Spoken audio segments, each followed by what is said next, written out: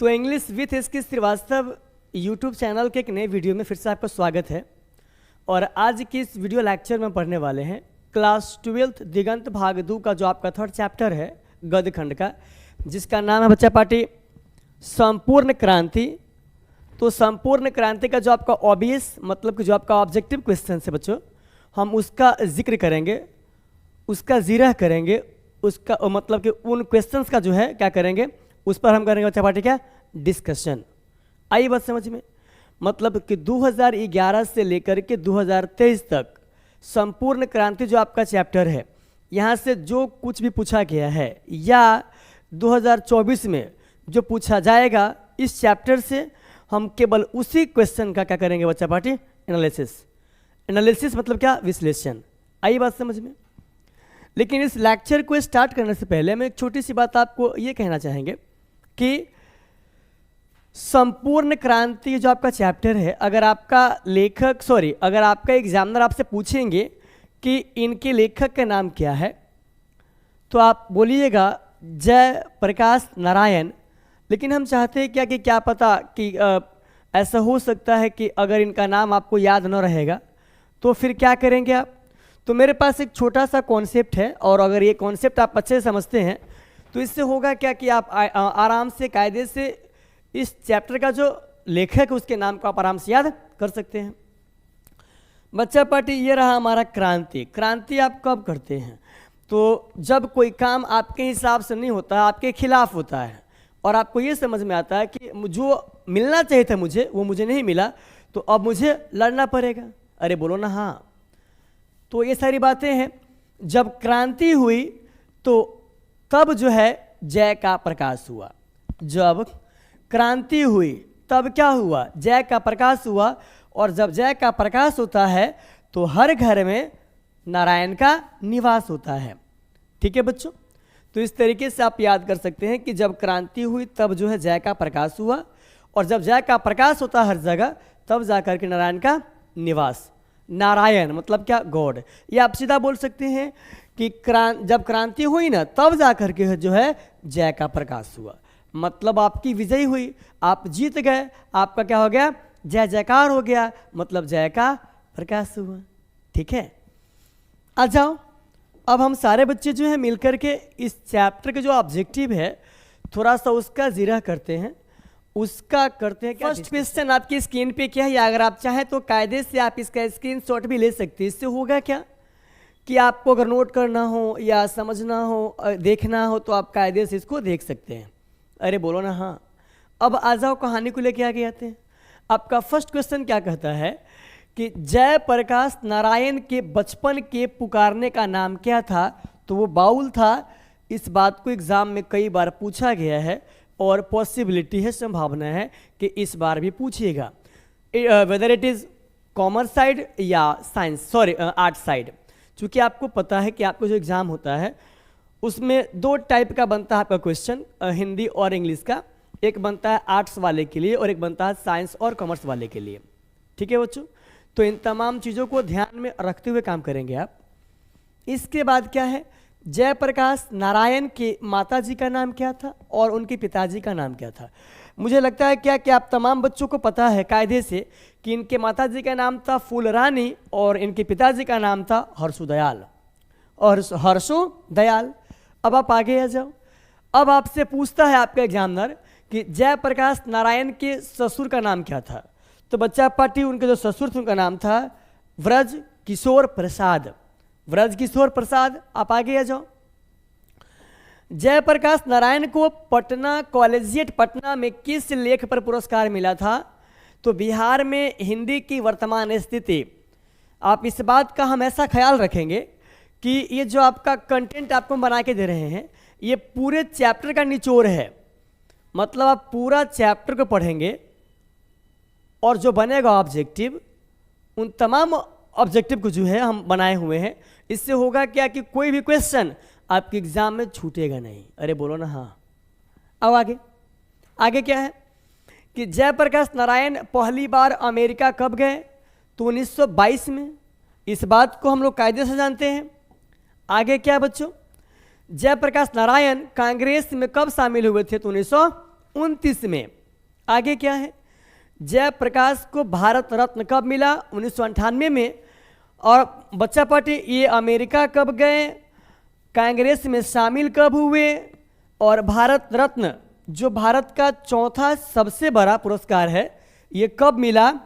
ये तीनों क्वेश्चन आपके एग्जाम के लिहाज से इसको आप बोल सकते हैं MVVI क्वेश्चन, मतलब महा भारी भारी इंपॉर्टेंट। ठीक है, आगे क्या है, जयप्रकाश नारायण जो है ये जेल कब कब गए? 32 में, 39 में, 43 में और 74 में। इन तमाम चीज़ों को थोड़ा सा आपको ध्यान से पढ़ने की आवश्यकता है, और इसीलिए हम चाह रहे हैं कि इस प्रकार का सीरीज जो है आपको बना के दिया जाए, ताकि चीज़ें आपके लिए काफ़ी क्या हो जाए बच्चे, ईजी हो जाए। आ जाओ, इस महफिल को हम लेके थोड़ा सा आगे आते हैं। इसके बाद ये रहा आपका बच्चों नेक्स्ट क्वेश्चन। आ जाओ मिलके बात करते हैं। चलिए बच्चा पार्टी, जयप्रकाश नारायण सर्वोदय आंदोलन से कब जुड़े? तो 54 में। आपका जो थर्ड चैप्टर है क्लास 12 दिगंत भागदू का जो गदखंड का जो आपका थर्ड चैप्टर है जिसका नाम संपूर्ण क्रांति है बच्चों, तो संपूर्ण क्रांति से बहुत क्वेश्चन जो है जीके टाइप क्वेश्चन है, और उसको याद करना थोड़ा सा आपके लिए डिफिकल्ट होगा, तो इसका ट्रिक भी आपको बना करके देंगे, लेकिन फिर भी डेट को थोड़ा सा याद करना आपके लिए मुश्किल हो सकता है। तो एक बार इसको प्रैक्टिस करना, बार बार चीज़ों को देखना, ये आपके लिए क्या होगी, फ़ायदेमंद होगी। क्योंकि आप कितना पानी में, आपका कितना औकात है। अगर आपने सेंटर पे एग्ज़ाम दिया होगा तो सेंटर पे एग्ज़ाम में आपको ये समझ में आया होगा कि हमारे लिए सबसे इजी सब्जेक्ट अगर कुछ हो सकता है तो उसका नाम था मैथमेटिक्स, इंग्लिश एंड हिंदी। बच्चों जो आपका साइंस सेक्टर में क्या बोलते हैं, फिजिक्स और केमिस्ट्री, मेन जो आपका साइंस का जो मेन ब्रांच आपका है जिसको बोलते हैं physics chemistry, physics and chemistry, इसको आप क्लास 10th मत समझिएगा कि सर जी पढ़ाएंगे आपको कि प्रकाश का परावर्तन किससे कहते हैं और इसका कितना नियम होता है और एग्जाम में वही पूछेगा। इसमें ऐसा नहीं होता है।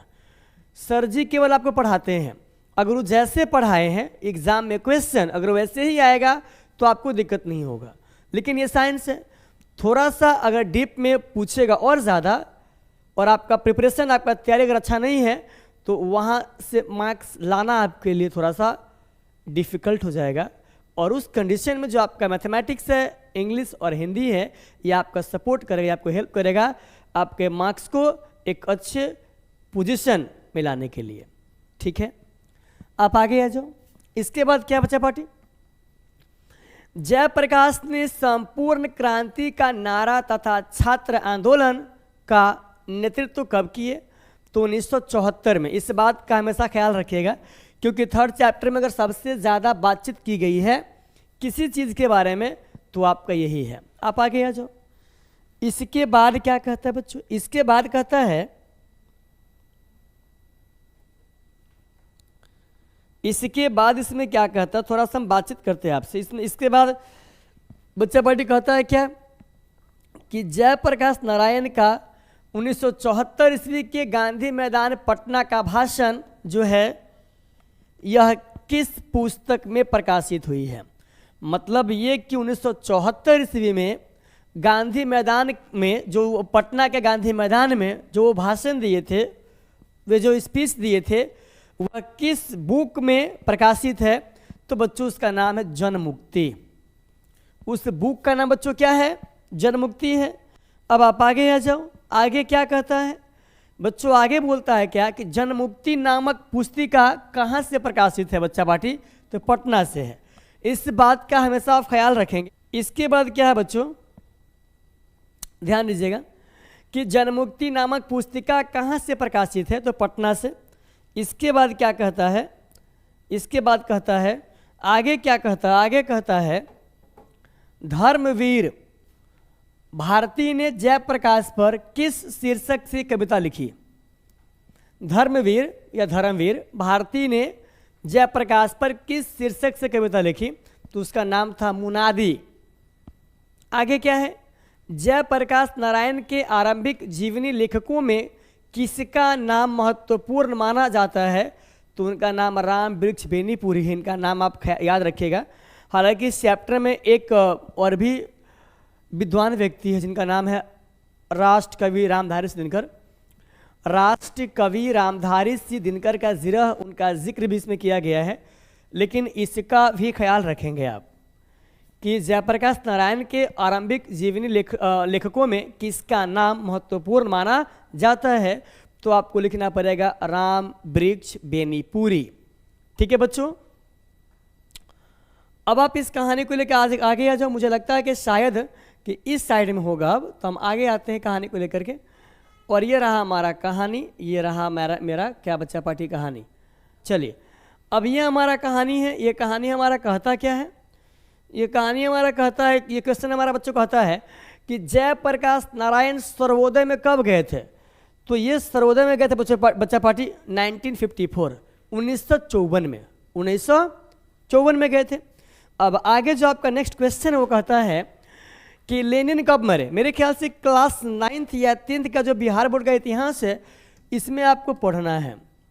If I am not wrong then I can say like that it is the incident of या क्वेश्चन ऑफ क्लास 9th। ये 9th क्लास के इतिहास के शायद ये 3rd चैप्टर या 2nd चैप्टर बच्चा पार्टी, मेरे ख्याल से 3rd होगा। वहाँ पढ़ना है किनके बारे में? तो लेनिन के बारे में। इनकी मृत्यु कब हुई थी? तो 1924 में। इस बात का एकदम साफ ख्याल रखेंगे।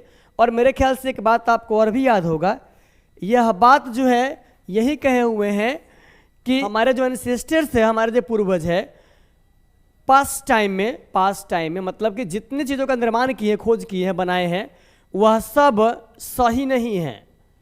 और मॉडर्न में हम जिन जिन चीज़ों का, आधुनिक युग में हम जिन जिन चीज़ों का यूज करते हैं वह सब गलत नहीं है। मतलब पुराना वाला सब सही नहीं है और नया वाला सब गलत नहीं है। मतलब कहीं ना कहीं जो आपका पुराना वाला है उसमें भी कुछ गलती है, और जो आपके नए वाले हैं यहाँ भी कुछ गलती है। और जो पुराने वाली खोज है, जो रीति रिवाज है, उसमें भी कुछ सही है। और जो नई जो चीज़ें हैं, जो आधुनिक युग में हम जिसका यूज करते हैं, संस्कृति, सभ्यता, बहुत सारी चीज़ें हैं, उसमें भी क्या है, कुछ खामियां हैं, कुछ अच्छाइयाँ भी अच्छाइयाँ हैं, कुछ खामियां और कुछ क्या बच्चा पार्टी अच्छाइयाँ हैं। बात की बात है। और जो आपके लेनिन साहब एक बात और कहे थे कि 3 कदम आगे चलकर 1 कदम पीछे हटना भी 2 कदम आगे चलने के बराबर है। Listen to me once again, actually I want to repeat once again बच्चा पार्टी। लेनिन साहब इसमें बोले हुए हैं, आपने पढ़ा होगा क्लास 9th या 10th के इतिहास में, कि 3 कदम आगे चलकर 2 कदम पीछे हटना भी 1 कदम आगे चलने के बराबर है, या 3 कदम आगे चलकर और 1 कदम पीछे हटना भी 2 कदम आगे चलने के बराबर है। आपने सुना होगा। इसमें से कोई एक वक्तव्य, दोनों नहीं, कोई एक ही है। आगे क्या है कि जयप्रकाश नारायण जो है ये मार्क्सवादी कब बने थे? आपने पढ़ा होगा बाइबिल के बारे में कि कार्ल मार्क्स लिखे हुए बच्चों, इनके बारे में पता होगा। 1862 या 65 में बुक जो है पब्लिश हुआ था। तो जयप्रकाश नारायण जो है ये मार्क्सवादी कब बने थे? हाँ, तो 1924 में बने थे। आगे क्या है, जयप्रकाश पटना कॉलेज में आईएससी के छात्र कब थे? तो 1921। In 1921 Jayaprakash Narayan was the student of ISC in Patna college, 1921। ठीक है, आगे क्या है, ब्रेन ऑफ बॉम्बे किसने किसको कहा? ब्रेन ऑफ बॉम्बे किसने किसको कहा? तो उमा शंकर जी दीक्षित को सदानंद जी ने, नाम है बच्चा पार्टी, एक ही नाम है ये, उमा शंकर जी दीक्षित। ठीक है, उमा शंकर जी दीक्षित को सदानंद जी ने कहा था। Brain of Bombay. आगे क्या है, आगे है, अब मेरे ख्याल से यह अब आपका इतना ही है बच्चा पार्टी। इस बात का आप ख्याल रखेंगे। अगर आप इस चैप्टर के जो आपका ऑब्जेक्टिव है, जो आपको हम करवाए हैं, अगर इतना आप अच्छे से देख लेते हैं 1 बार 2 बार, तो इस बात का हम विश्वास आपको दिला सकते हैं कि जो आपका अपकमिंग एग्ज़ाम होने वाला है उसमें आपको दिक्कत नहीं होगा। लेकिन इसमें मेन चीज़ हम छोड़ दिए हैं कि जयप्रकाश नारायण का जन्म कब हुआ था और उनकी मृत्यु कब हुई थी। मतलब कि जयप्रकाश नारायण जो लीड किए थे संपूर्ण क्रांति का, उनका डेथ कब हुआ है, उनका निधन कब हुआ है, हमने उनको मेंशन नहीं किया है। ये मैंने छोड़ा है आपके ऊपर। आपको कमेंट बॉक्स में जाकर के इन चीज़ों को करना कमेंट कि यस सर कि Jayaprakash Narayan was born in ... and was died in ... इस क्वेश्चन को कमेंट बॉक्स में जाकर के करना है क्या आपको कमेंट। ठीक है, तो अब हम मिलते हैं नेक्स्ट वीडियो में। Till then bye bye, take care.